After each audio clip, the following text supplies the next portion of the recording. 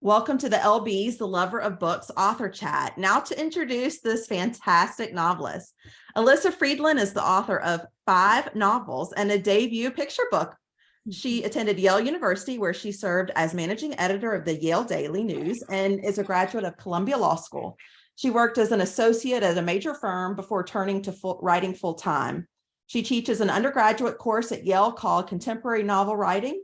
Her work has been published at the Washington Post, McSweeney's, Lit Hub, Pop Sugar, RealSimple.com, Bustle, Modern Bride, New York Magazine, Columbia Journalism Review, CBS Market Watch, Yale Alumni Magazine, and more. Elyssa resides in New York City with her husband and 3 kids and puppy. So who knows who may join the call. The Most Likely Club was a Good Morning America buzz pick. It also was a Book of the Month selection and a Bustle, Pop Sugar, and Woman's World must read. The Museum of Lost Teeth, her first picture book, was released only last week, February 7th. So congratulations on that. That's really exciting. So let's just give her a warm welcome. So glad you're here, Elyssa. Thank you. Sorry for being in bed. I'm in a hotel. So Hey, I have nowhere else to take this. So moms do it all. I've actually been inside an airport waiting room to do an author chat when I was traveling. So, we go anywhere, anytime to talk about books. So we just appreciate you being here. of course. Thank you. All right, well, let's get started. First of all, I want to ask about your 4 main characters. So these are 4 friends. Are they based at all or influenced at all by any of your classmates, your friends? How did you get to these 4? Nobody's based on anyone exactly. I find that not that interesting to write about people. I think if I pursued something like that, I would be a memoirist or I would choose nonfiction. I really like fiction because I like exercising my creativity and creating characters out of whole cloth. That said, I always think when authors are asked, is anyone based on someone from your real life or your real life experiences? And if the author says no, that's kind of impossible because every thought you have is influenced by your own life experience. So while I didn't say, oh, Priya is just like my friend Michelle from high school, that exactly matches her profile. Throughout my life, I've known people that have had elements of Priya's personality or situation. And so everyone is something of a composite of people I've met in my life, but I don't directly try to recreate characters that I know in my real life because I don't think it's as interesting. It's not as fun for me. And also, I think it's very hard. I think that would be nerve-wracking to try to bring real people in my life to the page, besides the fact of oh, they wouldn't want me to write about them, which is a whole separate issue. But it's very constraining, I think, if you are trying really hard to create someone you know in real life on the page, then you're oh, I hope I rendered their dialogue accurately and their mannerisms accurately. But if I create characters out of whole cloth, if I say that they mumble, they mumble. And if I say that their hair gets really blonde in summer, it gets really blonde in summer, whether it does or it doesn't, So I find it more freeing to write, characters that are just, inventions of my own mind. But it was important, I'm sure we'll get into it with the 4 women, that they represented different crossroads. I think that 25 years out of high school, it's really an interesting moment to capture people at. And I didn't want all 4 women, of course, to have the same issue, Right. So Yeah. I was when I started the book, I was I'm going to have these 4 characters and I want their issues 25 years out of high school to be somewhat different from each other. It's just more interesting. Did you find yourself in any of these characters after you sat down and the book was finished, you're oh, I'm in there somewhere? Well, definitely Priya. Definitely. I mean, it's funny that her name is the one that came to me first when I was just trying to give an example of creating characters, because while I'm certainly not a doctor and I'm certainly not Indian American, I really relate to Priya in terms of 3 kids your life on paper looks perfect. You have a nice husband, you have three children who are, doing well, and you have a good career, and yet you feel like you're going to explode at any moment. And that is like very much how I feel.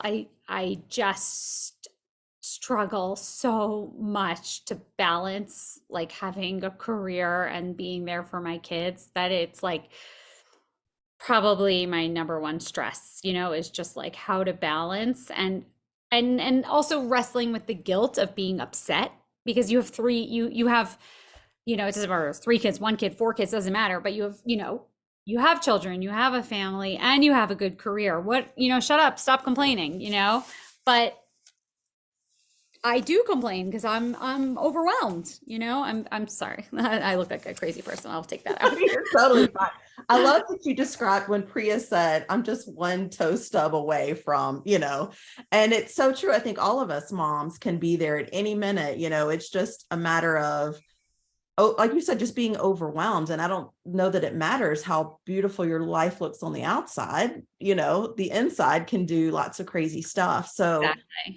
I So appreciate yeah, I I do. appreciate that openness, like this platform to be able to discuss this. Yeah, I feel like that one toe stub is really true. Like you're just holding it together, you're holding it together, and then the tiniest thing happens, like you spill ketchup on your shirt and you just lose it. Yeah. Yeah. It happens. It happens to all of us. Well, let's talk about the four and why you chose each of their situations. And did Priya come first, or did they all sort of just come organically together? Or tell us about that process of getting each four of them. Melissa was my first. She came to me first. I liked this sort of, I had this image of this person who was like president of every club and like the one who would be the reunion chair, I guess, because it's about a reunion. I started with the reunion chair, and I wanted like a single mom who's that her situation, it's very common, she's divorced, she's, raising a child, who, she's doing like the bulk of the work, but the child is like happy to go over to the dad's house, and the dad has a new wife, and it's really sticky and tricky. And she came to me first. She was very real to me, and then the rest came after. So while I think Melissa's situation was just a little bit also more, I think more like sympathetic than Priya's, and she came to me first, and then the friends came after. Now, when you gave each of the three, parts to narrate their story early on, but you held Suki until the end when we really got to hear from her. Had you given her parts before, or was that always the plan to kind of hold her as the carrot at the end, like what was going on with her? That was always the plan all along. I wanted the three women who go to the reunion and reconnect to hold Suki up as like weak as their inspiration. Like, we can do this. If she can do it, we can do it. And she's this like uber successful woman with a beautiful family. And if she has it all, we can have it all. And she is this like ideal person. And then when it all comes crashing down, it's obvious that like it's not possible. Like having it all is impossible. And she's the only she's the only character who's written in first person. Like I wanted when her voice comes through and you hear her story, I really wanted to switch to hearing her write from her own perspective. It's like it was fun for me. I've started teaching writing, as you said, and when you read my bio, I teach writing, and I only started 3 years ago. And teaching writing has been great because I look at books differently. So even though I was always a writer, now that I'm teaching it, I break them down to their elements and I pay more attention. So when to the choices that an author makes. And so I'll read a book and I'll say like, hey, like that's really cool. The author didn't stick to third person the whole book, like, or the author used second person for an experimental chapter, and that there aren't any rules. And I felt a little bit more free to like experiment and, do something different than what I'd done in my other books. So I was excited to be able to write, sorry, I'm adjusting myself from my uncomfortable hotel bed. Sorry. That I felt more free to experiment with point of view. And so I know it's different, it's not what's in every book, but some of my favorite books do play around with point of view and use more unusual techniques. Which character did you find one easier or harder to write than the others? I think Tara was probably my hardest character to write because she's not a mother and she doesn't want to be a mother. And that's something that she comes to terms with. Like, and she's like sort of sick of apologizing for it. And at the reunion, thinking like everyone's going to ask her, oh, do you have children? And, and just because I am like so maternal and I've always wanted to have kids, that's very out of my wheelhouse, like to write a character that's like, I'm very satisfied with my career and I don't want children. And so that was just very different than the way I am. So that was probably the hardest to write. And then was one easier, or were the rest just? Priya was like the easiest. Like her character I just took everything that happens in my like day-to-day life and I put it, like I might have changed like she's at the hospital working instead of, she's writing or at a book event, but that just wrote itself. Same applies. Can you talk about, because you mentioned the concept of having it all. To me, that seemed to be your main theme throughout. And what made you come to say, I'm going to write a book about this, and here's why? My own life, just feeling so overwhelmed so often, just, and then feeling so guilty about feeling overwhelmed, like crying because I was overwhelmed, and then crying because it's so entitled to feel that way because so lucky you have a great career and a great family, like I was touching on before, and just, but always just feeling like I'm doing everything, but not doing everything that well, that like you spread yourself too thin, or I feel like I'm doing an okay job at everything, but I'm not excelling at anything because in any given moment, I'm giving a book talk and I want to do a great job. And I'm getting a text message that my child threw up and I have to go pick him up from school. Or I also have aging parents that and I'm an only child. And it's like they're getting on in age and worrying about them and trying to take care of them and feeling like with my parents, 2 parents, 3 children, and I'm trying to like, get my life to function and to do my best writing and to be a great mom, but there are just not that many hours in the day. And I'm just like, at the end of the day, I feel like so exhausted and it all drove me to think about the concept of having it all. And what a stupid expression that is. And what an unrealistic ideal. Well, one, you're not alone. I've seen just about every woman on this call nodding their head the entire time you just said that. So I just want to express that, first of all, like you're doing an awesome job. You are here tonight in a hotel room. Like I'm so appreciative of you giving your time, because I know how it is to balance that work life, home life, and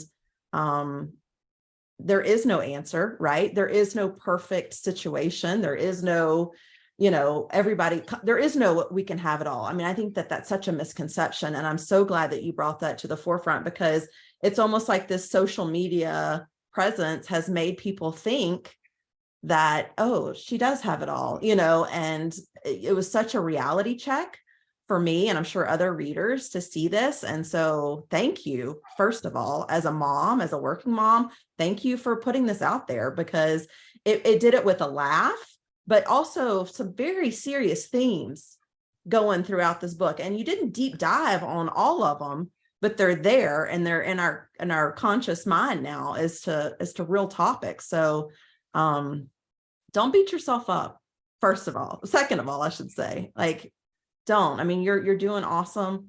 I'm Thank sure. you. Yeah. Don't beat yourself up. I think moms are so hard on themselves. And so That is true. we That is, are. And that I is think definitely true.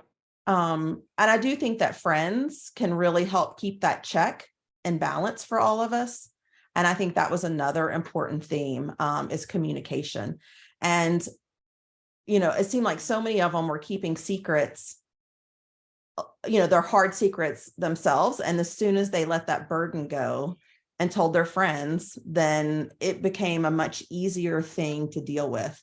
So is that something, or is that just sort of something that came through, or was that something also that you've found that you depend on? I'm very close with my girlfriends, like very. I think being in touch with my friends on a daily basis is the biggest sustenance I have in my life. And I'm very open, which I think mostly serves me well. I tell my friends the problems that are happening in my life, and I generally feel better after I do. And I find I'm not alone, that other people are going through the same things and have good advice or just a good sympathetic ear, and that I feel better not having to like pretend that things are perfect, because that's a lot of work and I don't want to do that. I don't want to like, sorry, as I keep adjusting myself here, sorry.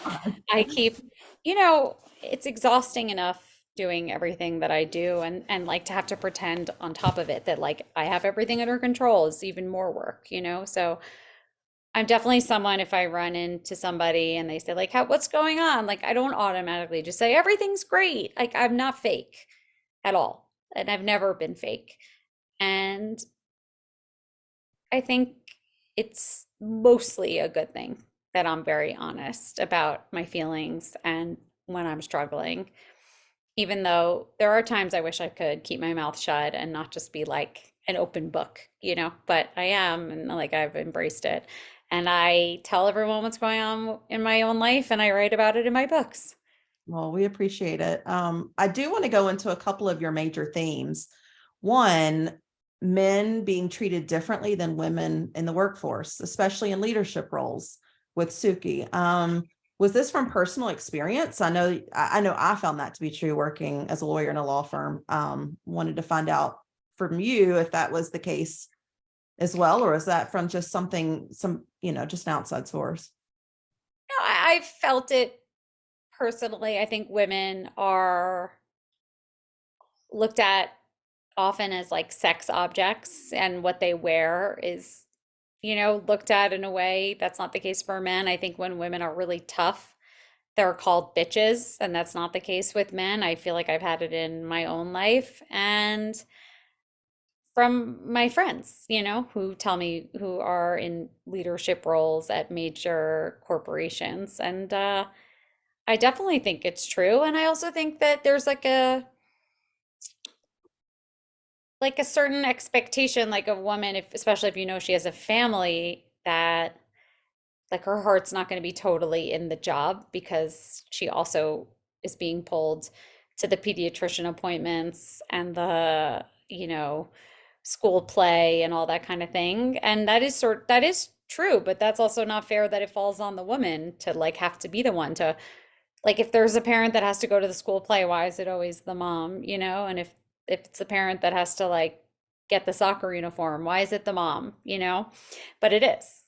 Well, just when Melissa went to tell her boss that she was running for mayor, I don't know that a man would have had the same response from his boss about running for mayor that she had, right? I mean, such a Right. double standard. And I really liked how she responded, with like a working mom can multitask better than anyone.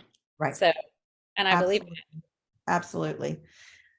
So you did talk about a couple other issues. The eating disorder I wanted to address first, since we're talking about Melissa as well, because when I read that, it kind of caught my breath that how she talked to Cam at the beginning about eating. And I wanted to get your take on that, where you were coming from and what your intentions were there. Oh, I'm glad you asked me about that because there was like feedback that I'm feeding like negative eating habits, and I kind of upset me because it's fiction. Like, if I have a character that's obsessed with her weight and is having a negative influence on her daughter, that's not me. Like, that's a character I've created. Like, so I found that very sad, actually, that readers were unable to disentangle the author from the character. Like, if I believe everything that all four of these women believe, then I'm not even just one person, because like then I have Suki's drive and Tara's cooking abilities and Melissa's like president of everything and Priya's, science and medical skill. Like, it's not even possible. So I found that very upsetting. It actually sort of like kind of bummed me out about writing fiction in general, because I don't want to have this feeling that every time I write a character that it'll be attributed to me, that those are my values. Correct.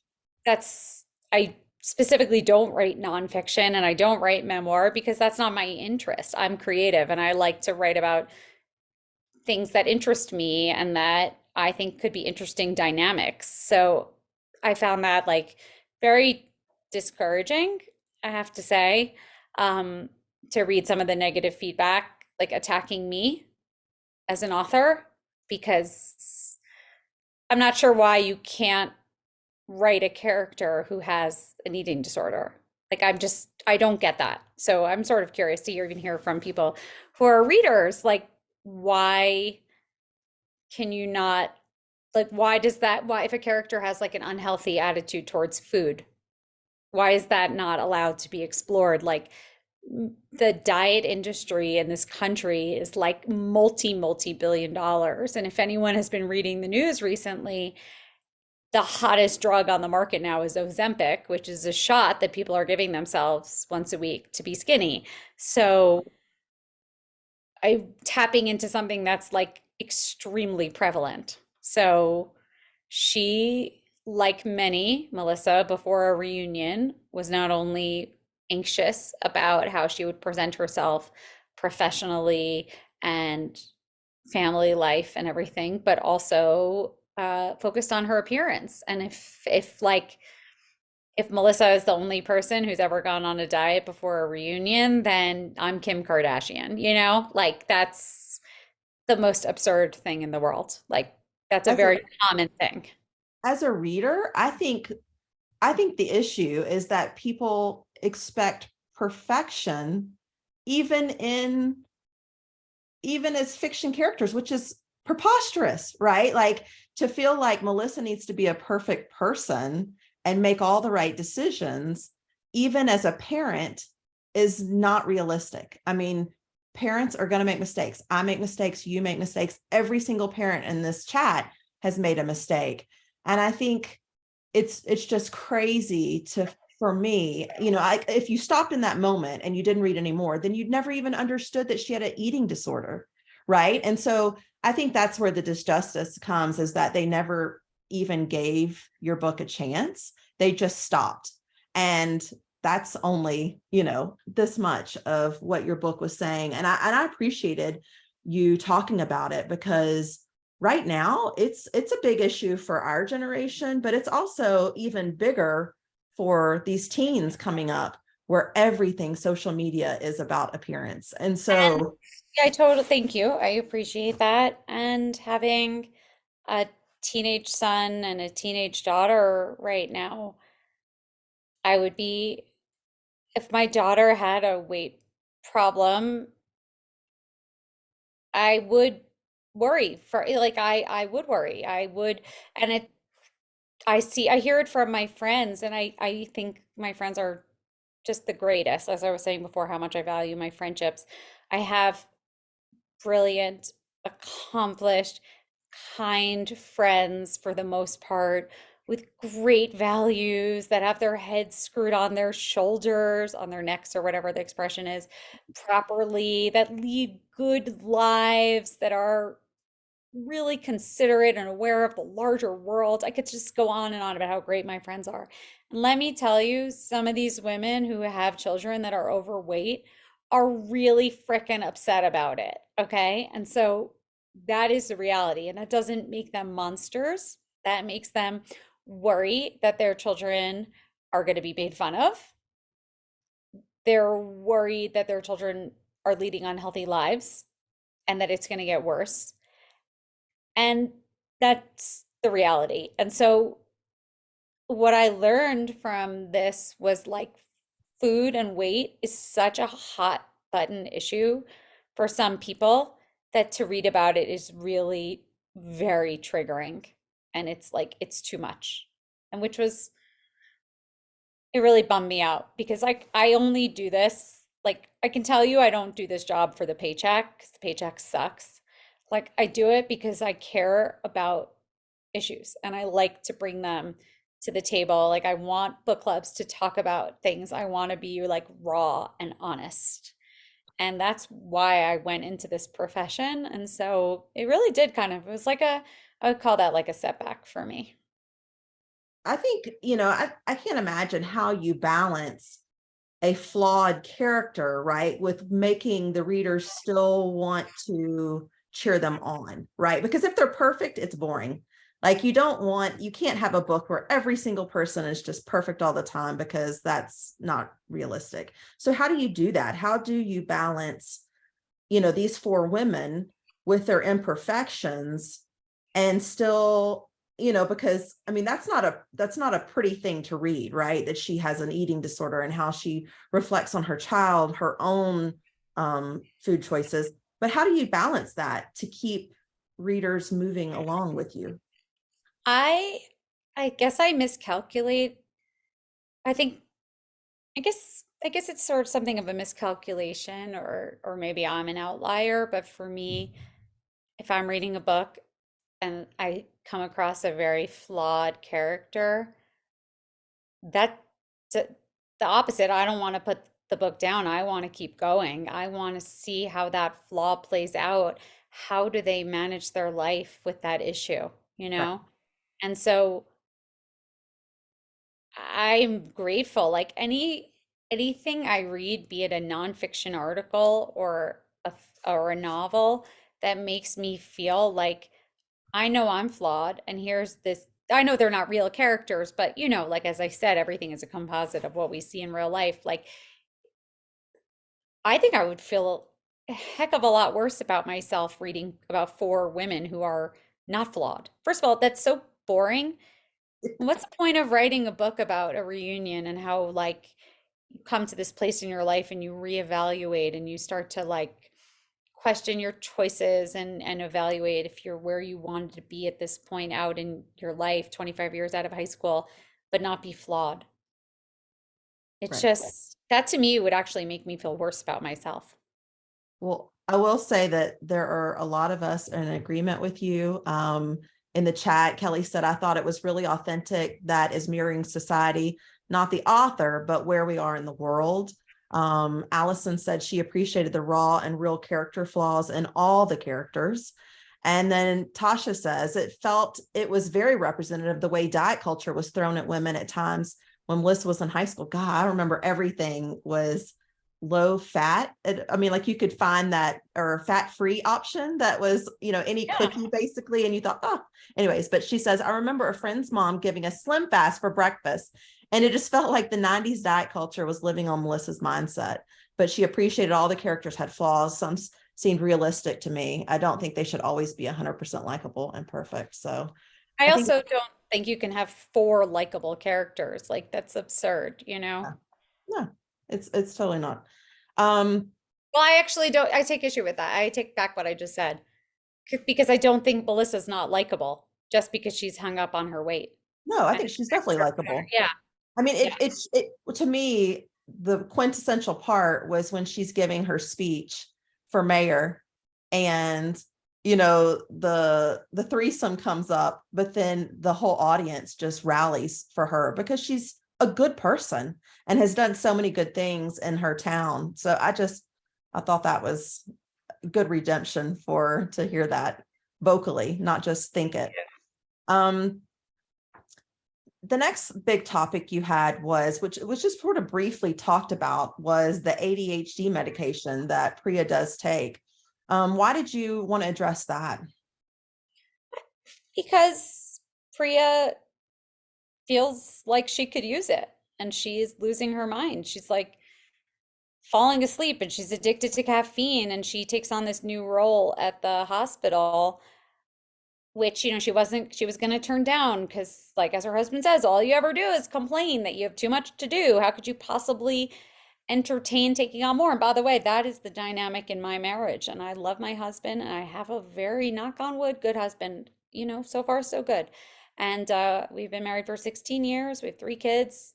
But I'll be honest, if I could complain to you guys who I don't know about him, I would say it's frustrating to me that when I'm offered an opportunity and I take it on, and then I might complain about it later, he's like, "Well, you didn't have to take it on. Like, why did you say yes?" And I'm like, "Because I am ambitious too, Right. just like you're ambitious, but it's just mine comes with a lot of caveats. Like, I'm ambitious, but I still have to figure out like carpool and soccer uniforms and sleepaway camp duffel bags, and retainer appointments and contact lenses and glasses and this and making sure our, figuring out our cleaning lady's vacation schedule and and making sure I call the super when our toilet breaks and 1,000 other things going on and so, but that all those responsibilities that I have don't tamp down my ambition. My professional ambition is still there. So if someone gives me an opportunity that's like, do you want to do this speaking engagement in Chicago? It should be a really great event. And I say yes, but it happens to fall like a very complicated time where the night before, let's say I had a kids' school play, and then I go to Chicago for the night, and then I get back and I have to go, take my parents to a doctor's appointment or something, and I'm like falling apart. But I don't I'm just as professionally ambitious as he is, and I don't want to say no to the Chicago thing. And so I feel like with Priya, she initially is like, how can I say yes to this? I'm getting this promotion at the hospital when like I don't have a second's free time as it is. And my husband just sees me as someone like all I do is complain about how busy I am. So you feel like if you take on something else, there'll be no sympathy for you because like you're already overextended. But that's an appealing opportunity and she wants to take it and I want to take it. So that medication, made sense to me. It's like, oh, if I wasn't as tired, if I could just focus more, if I could get more done, if I had, 1 hour to catch up on patient paperwork, but I was like able to really, really focus, and I wasn't as exhausted. Mhm. So it made sense to me. Because you've mentioned so much of Priya mirrors your life, was there some self-reflection that after this novel went through and you've seen kind of what you wrote Priya to do, right? The sit down with Dev, the break apart of tasks. Did you find yourself doing that on your own? Or have you heard other women readers? Have they told you like Priya gave me the push to split those, family tasks? Because it does fall on women percentage wise so much more than the husband. Yeah. I mean, in the spirit of oversharing, like and it's if I'm being and again, I'm always honest. I can't totally remember like the order of like where I was in writing the book and when this happened in my marriage. Like, and that's just because books are complicated and I'm often marketing one and writing another and don't remember where I am in my drafts when I look back. But I can only say that the Most Likely Club came out in September. And in June, I had like a major reckoning with my husband of like, I can't do, like, you have to step up. And I think one of the problems, and this is not necessarily Priya because she and Dev were in medical school at the same time and kind of rode the same professional trajectory, which is not the same as me and my husband, but one of the problems that I can say that we had, and I've heard about it from friends who have gone back to work after being home with their children, is that I wasn't as busy as I am now.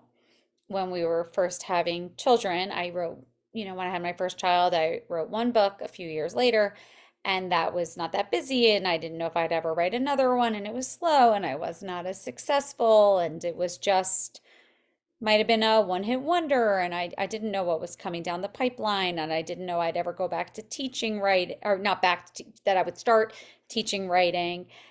I also only had like one kid at the time, then I had two, and it's just and my parents got older, and that was not something, I mean, I could foresee, of course I knew they were getting older. I just didn't know what it would actually look like in terms of like responsibility. And so patterns were established very early in our relationship that I'll be honest, I had no problem. Like I wasn't that busy. I had no problem being the primary person in charge of like writing, let's say giving out we live in Manhattan in an apartment building. So it's like writing out all the Christmas cards to the doorman and the super and giving out the Christmas gifts, which is time consuming, and scheduling the parent teacher conferences and making sure that the humidifier filter got changed and the whatever the kids had the cereal they liked. Like I had the time and I had no problem doing it. I had the time. And I enjoyed it. And I enjoyed looking for a present if we were invited to a dinner party or a birthday party and want to get the guy who's turning 40 a great gift, or the woman who's turning 40, and I had the time to look into it and or plan a birthday party for my kids. I had the time. These were the patterns that were established, and I was okay with it.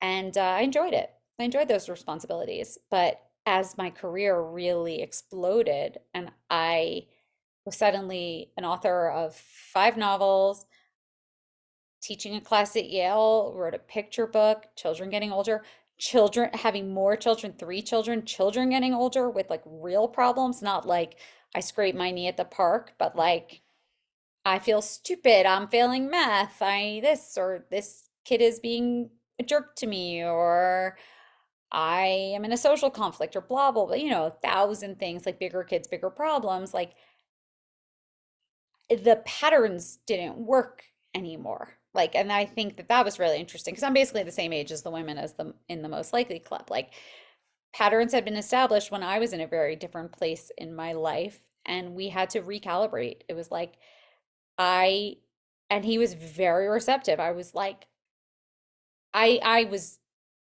as you can probably imagine from, 40 minutes on a Zoom with me, like I was extremely direct. I was like, I work full time too, and I can't work full time and do every single housekeeping item.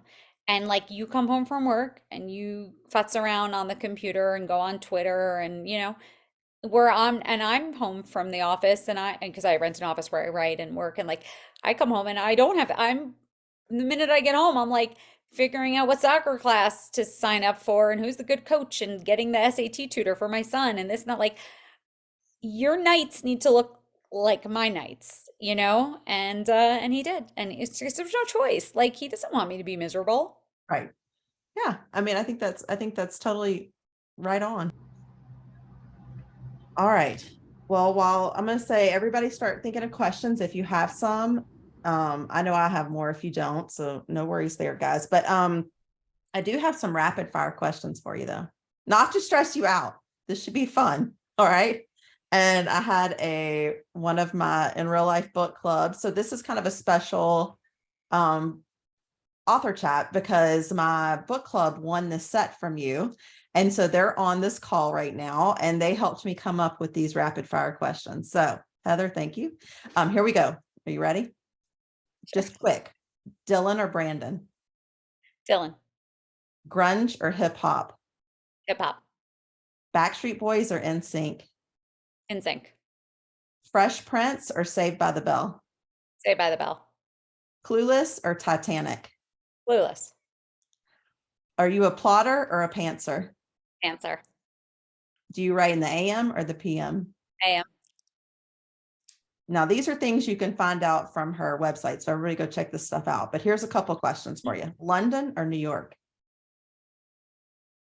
Oh God, that's really hard because I know those are my I, favorite. I'm New York. making you. New York. Okay. And I then, love New York. Anyone then, who's, I don't know if anyone's from New York on this, but like, it is the greatest city ever. I all feel right. very lucky to live there. And this one would be hard for me too. The Wire or Game of Thrones? Oh my God. Oh my God. No, I would be hard pressed to pick. I guess Game of Thrones. Okay. Have you read the books too? Or just the No, just the no, series? yeah, I was thinking like they're both so good, They but, are. but Game of Thrones is so imaginative. And so I wanted to just give like creativity points for, whereas like The Wire was amazing, but it's based on, Baltimore PD, like real stories, which Mhm. is a big deal. Like, because as I said at the outset of this, like I think it's very hard to fictionalize real things, but the mind to create that whole world that exists in Game of Thrones, that's very impressive. Yeah, George R. R. Martin's pretty awesome. And I will say this brings up another question with The Wire, because so much of that, they're talking about pagers and flip phone, and we think about the 90s technology and what you had to go on writing here. How different, I mean, with social media now for kids, I mean, it's a totally different book. You change this from the 90s to modern day. Like what Well, made you want to write in the 90s? I mean, some of the obviously the problems I think are still current because you're talking about them, but as far as, you know, well, I just think about, I'm very glad to have that question because this again really comes from my own life.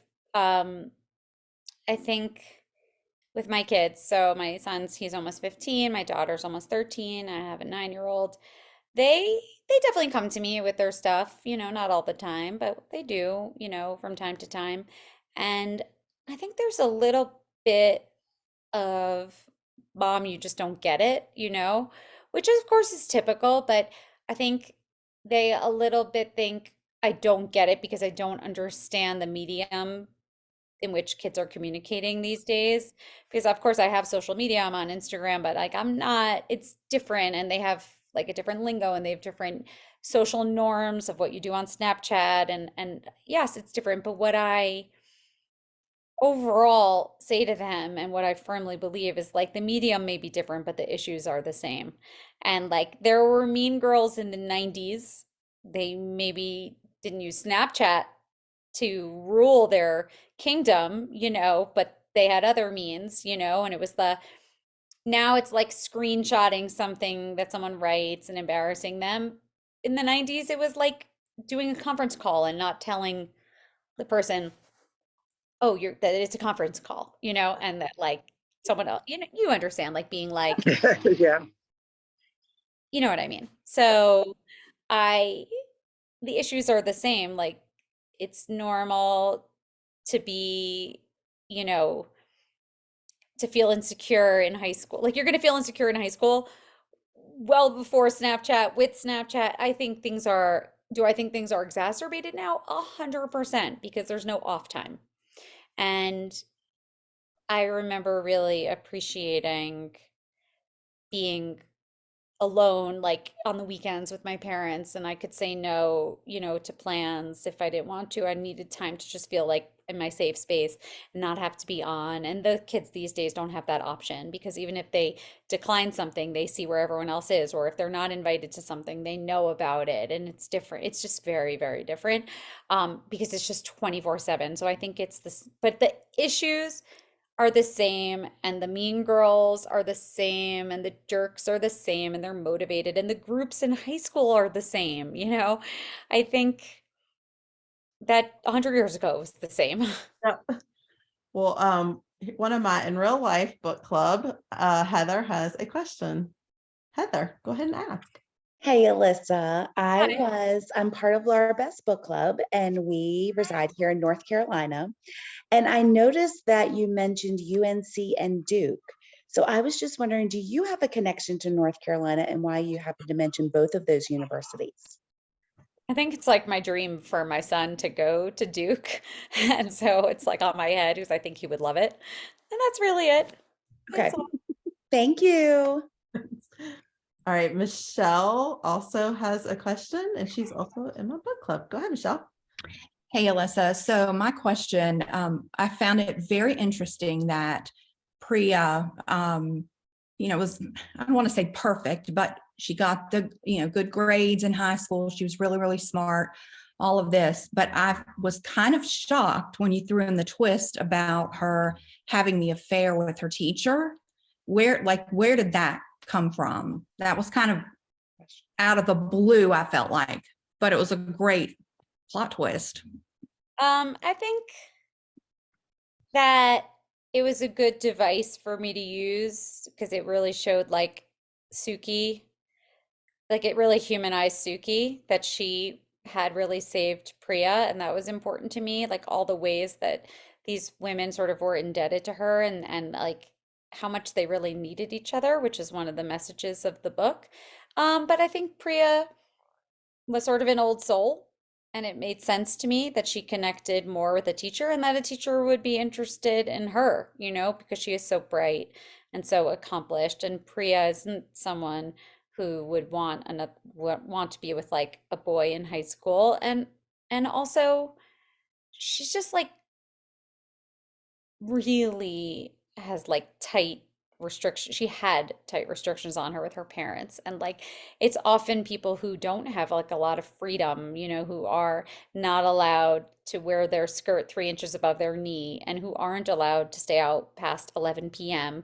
that need that release the most. And she's like so buttoned up. But I think it was like not even just an act of rebellion, but an act of like genuine affection, which I don't think is inconceivable between like a 17, 18-year-old and a 23-year-old, I mean, probably comes from like I'm just putting this together now, but I really appreciate it's the first time I've been asked about this. So I'm putting this together now. Like I went to sleepaway camp and I had a relationship with a counselor, which is like was forbidden by the camp, but really we're 4 years apart. Like it's not, you know, it was very normal that we were attracted to each other. And I was, let's probably 16-year-old, maybe 3 years apart, or like six, maybe 4 years apart. I don't know, 16 and 20 or something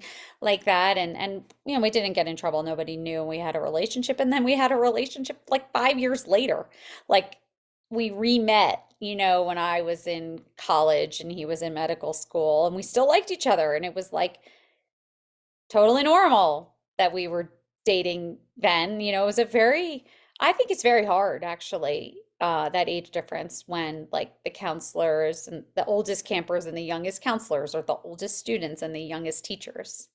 So I think it's like a real thing that can happen. I'm not condoning it, but It like happens. like Yeah. everything I write about, it's reality, like it's not a 20-year-old is like not a creep for being attracted to a 17-year-old and it's just that and that guy I dated when I was a camper was not a creep and and we dated for a long time when we were adults. Great question, Michelle. Thank you. All right. So it looks like we have Christine has a question for you. Go ahead, Christine. Hey, I just wanted to thank you for being so raw and honest. And I'm in my pajamas in bed too, so more power to you. This is actually my second book by you, and I loved it as well. How do you have any input in your covers? Because your covers really are just so unique, and they just like jump off of the page. I mean, I go to Barnes and I'm like, okay, there it is. I notice it right away. That's one of your books. So I wondered if you had any input. I have input. I can object, if I don't like something. I mean, to be technical about it, contractually, I don't have Oh, input okay. in the sense that the publisher in my publishing contract is allowed to choose the cover with my input, but if they want something that I don't like, they are contractually allowed to go ahead with it. But practically speaking, the last thing the publisher wants, is for me to be unhappy, because why, they don't want an author to be unhappy. Um, but I Yeah, do, yeah, that's always interesting to me because some yeah, have really a lot of input and then some really don't. I guess it just depends on the publisher. yeah, no, I think it's because I've been at two publishers. I was at HarperCollins for my first book and then Penguin Random House for my second and for the next four. And it was the same, at least at those two, that the publisher has the final rights. But I think, like, practically speaking, I weigh in. I mean, this was not the first cover I was shown, and it went back and forth, and they made a lot of changes and a lot of alternative, I saw many options. So they want the author to be happy because the author has to go out and promote Right. the book, and they want the author to feel good about the cover. But yeah, they've done a beautiful job. Like, these beautiful illustrated covers, they're really special. And the last three books have had like a really sort of similar look, which is nice for like just Right. branding perspective. Yeah, I mean, they really stand out. And I was going to say, I can identify with your helping with elder parents. And yes, friendships are super important. I have some friends that I've known since college, and we still call each other the Golden Girls. So yeah, I'm very an open book too. So I just wanted to, thank you for your raw honesty tonight. And I thoroughly enjoyed your book. Thanks, Christine.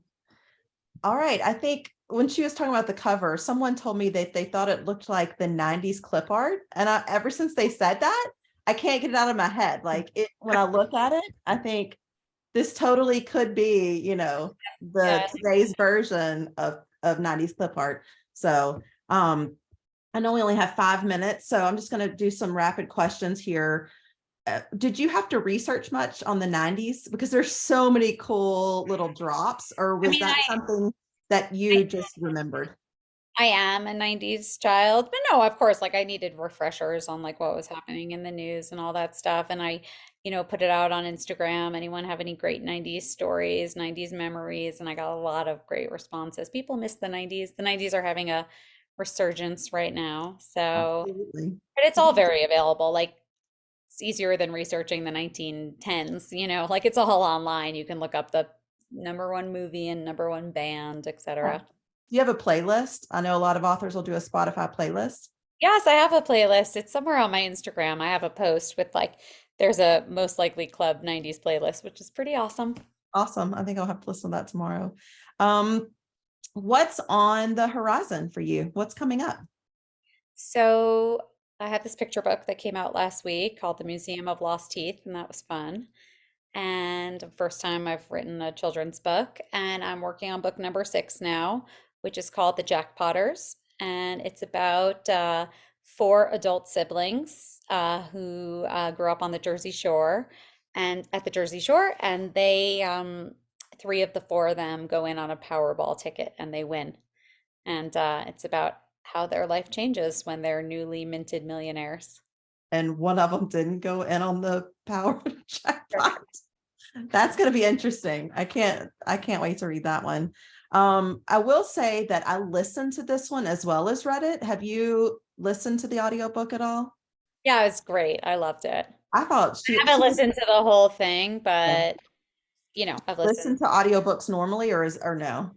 Oh yeah, I love audio. Love them. And she's new to me. Her name, if you don't know, it's Kristen. How does she say it? I think it's C, but I don't know how to pronounce it, but she's amazing. And they give you like voices to choose from.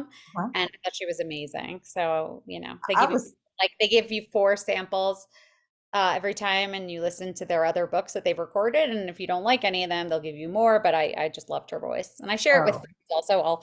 I'll send out the voice clips to my friends, and they'll especially the ones who've already read the early versions of my book, and so they can figure out, oh, that should be good for your book, I thought So she was fantastic. She had 4 distinct voices for all of them. And I looked her up, and she has some other books that she's done: The Hurricane Girl, Emma Straub's The Vacationers, Songs in Ursa Major. Anyway, so sometimes Yeah. I'll look just to see what the narrator, so maybe I'll pick that up as an audiobook instead. So good choice. I appreciated that.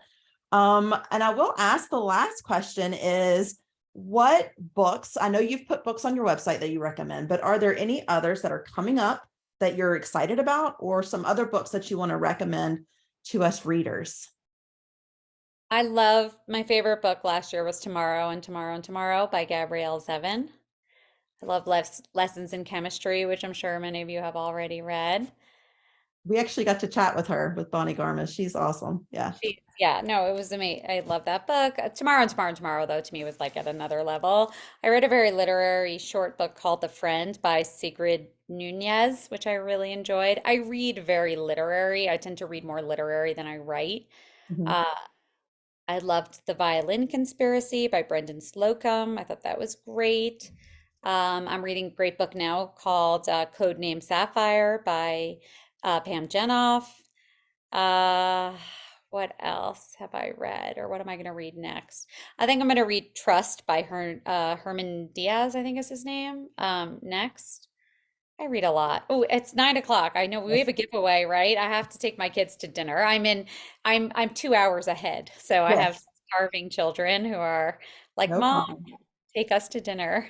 Well, thank you so much. I'm But gonna anyone should message me on Instagram. Like I'm very responsive. So like book recommendations or any questions, like I really like connecting with readers. So it's very like easy for me to respond and I love it. Well, thank you so much for being so open and raw, just like Christine said. Thank you, all you readers out there, and especially my In Real Life Book Club. Please make sure you check out her website. She puts all her favorite things right there so you can find out more about her.